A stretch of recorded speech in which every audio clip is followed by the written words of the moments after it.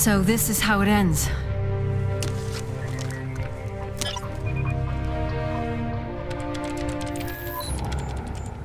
Today? Sucks. Alright, we're good?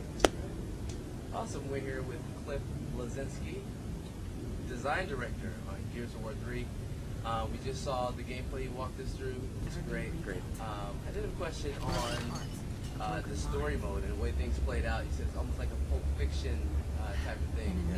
How does that play through in multiplayer? Because Gears of War 4-player co-op through the entire campaign.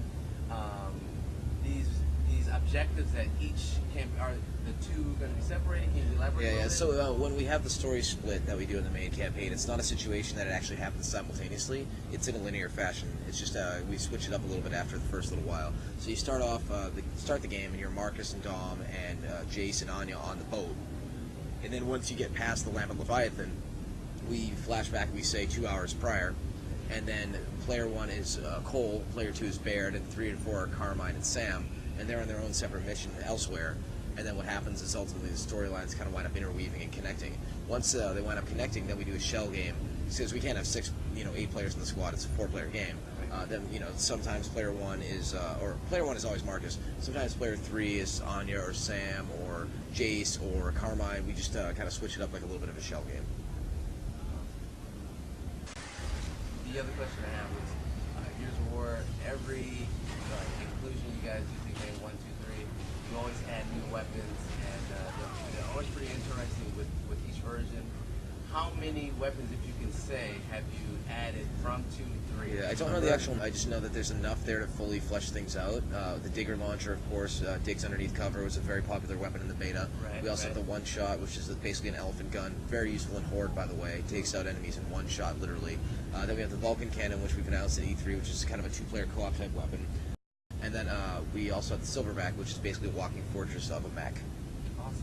The one shot, does that have the ability to take out multiple enemies at once? Because it looks like it just burns. It will burn through multiple enemies, like a kebab of death. Sweet. Yeah, it's just always fun.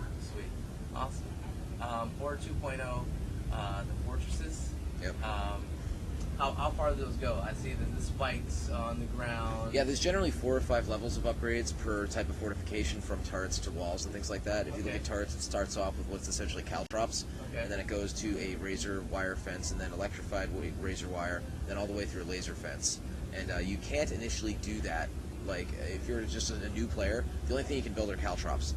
Once you build enough caltrops, then you upgrade the ability to build razor wire. Then once you build enough razor wire, then you have the ability to build the electrified razor wire. So if you come into my match and you're somebody who's fully upgraded and can build laser fences, you can build laser fences from the get-go. So I want you in my match. Nice. Those are all the questions I have. Great, thanks. Thanks for taking the time. This is the former Lieutenant Anya Stroud, signing off. Now hear this. All hands prepare for leaving harbor.